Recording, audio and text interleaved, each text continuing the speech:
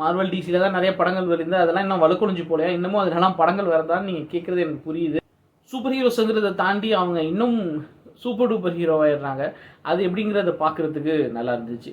திரையரங்க தமிழ் டப்பிங்கோட 3Dயில் இருக்குது. நல்ல ஒரு எக்ஸ்பீரியன்ஸாக இருக்கும். மார்வல் படங்களில் எப்படி ஒரு மார்வலஸாக இருக்குமோ அந்த மாதிரி இருக்கும். கண்டிப்பாக தாராளமாக தேட்டரில் போய் பார்க்கலாம்.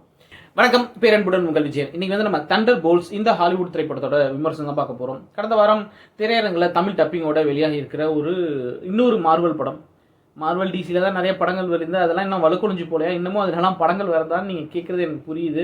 பட் நிறைய படங்கள் வந்து பெருசாக போகலாம், கலெக்ஷன் வந்துடும், பட் பெருசாக பேசுகிற அளவுக்கு போகலை. அவெஞ்சர்ஸ் அளவுக்குலாம் அதுக்கப்புறம் நிறைய படங்கள் வந்துச்சு. ஸ்பைடர்மேன் கம்மிங் ஹோம், அந்த மாதிரி நிறைய படங்கள் வந்துச்சு. எதுவுமே பெருசாக போகாத போது அதுலேருந்து இன்னொரு படம் வருது, அது எப்படி இருக்க போகுது அப்படிங்கிற பெரிய எதிர்பார்ப்பு இல்லாமல் தான் நானும் போனேன். இது மற்ற மார்வல் படங்கள்லேருந்து எப்படி மாறுபடுது அப்படின்னா, படத்துக்கு முதல்ல கதை தேவையான்னு யோசிச்சுக்கோங்க. ஏன்னா மார்வல் படங்களில் என்ன கதை? உலகத்தை காப்பாற்றுற சூப்பர் ஹீரோஸ், அமெரிக்காவை காப்பாற்றுற சூப்பர் ஹீரோஸ், நியூயார்க்கை காப்பாற்றுற சூப்பர் ஹீரோஸ். இதுலேயும் அதே தான், நியூயார்க்கை காப்பாற்றுற ஒரு set of super heroes. Avengers, the new அவெஞ்சர்ஸ்னு இவங்களுக்கு பேர் வைக்கிறாங்க.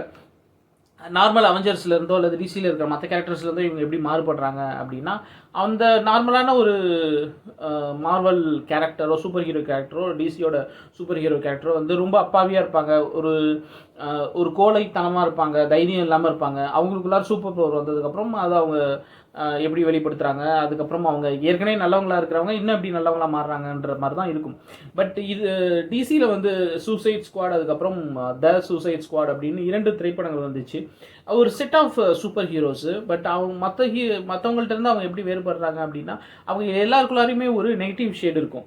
அவங்க வந்து பேசிக்காக நல்லவங்களாக இருப்பாங்க, கெட்டவங்களாக இருப்பாங்க, ஏதாவது ஒரு சட்டவிரோதமான செயலில் ஈடுபட்டவங்களாக இருப்பாங்க, அதாவது ஏதாவது ஒரு தனக்கு உள்ளுக்குள்ளாரிய டிப்ரெஷனில் இருந்து அதோட வெளிப்பாடை வந்து வேறு விதமாக தப்பான விதத்தில் வெளிப்படுத்துகிற ஆட்களாக இருப்பாங்க. அவங்களுக்கு சூப்பர் பவர்ஸ் கிடைக்கும் போது அதை ஓவர் கம் பண்ணி அவங்க எப்படி சமூகத்துக்கு நல்லவங்களாக மாறுறாங்க, நல்ல மனிதர்களாக மாறுறாங்க அப்படிங்கிற மாதிரி இருக்கும். கிட்டத்தட்ட அந்த செட் ஆஃப் டிசிக்கு எப்படி ஒரு சூசைட் ஸ்குவாடோ அந்த மாதிரி மார்வலுக்கு ஒரு தண்டர் போல்ட்ஸ்.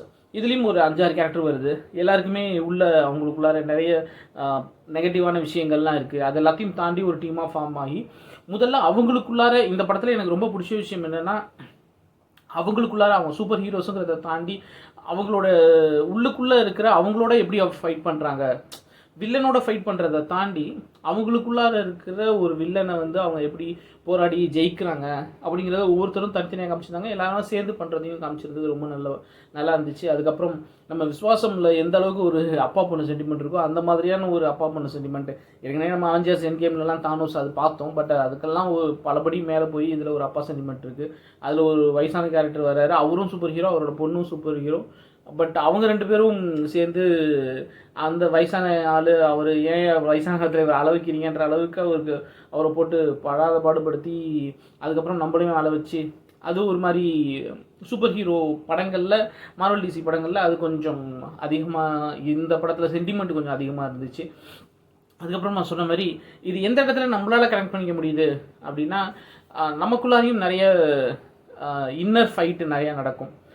சரி தப்புங்கிறத தாண்டி நம்மக்குள்ளார இருக்கிற சில விஷயங்கள், நெகட்டிவான விஷயங்களாக இருக்கட்டும், அது எதுவாக இருக்கட்டும், அதை நம்ம எப்படி ஓவர் கம் பண்ணி வர்றோம் அப்படிங்கிற ஃபைட் நமக்குள்ளாரையும் நடக்கும். அதை வந்து நம்ம திரையில் பார்க்கும்போது அது நமக்கு கனெக்ட் ஆகுது. அவங்க அவங்களுக்குள்ளார அவங்க சண்டை போட்டுக்கும் போது சூப்பர் ஹீரோஸுங்கிறத தாண்டி அவங்க இன்னும் சூப்பர் டூப்பர் ஹீரோவாயிடுறாங்க. அது எப்படிங்கிறத பார்க்குறதுக்கு நல்லா இருந்துச்சு. திரையரங்க தமிழ் டப்பிங்கோட 3Dயில் இருக்குது. நல்ல ஒரு எக்ஸ்பீரியன்ஸாக இருக்கும். மார்வல் படங்களில் எப்படி ஒரு மார்வலஸாக இருக்குமோ அந்த மாதிரி இருக்கும். கண்டிப்பாக தாராளமாக தேட்டரில் போய் பார்க்கலாம். இந்த வருஷம் பிடிச்சிருந்த லைக் பண்ணுங்கள், ஷேர் பண்ணுங்கள், கமெண்ட் பண்ணுங்கள், சேனல் சப்ஸ்கிரைப் பண்ணுங்கள். அன்பை பகிர்வோம். நன்றி.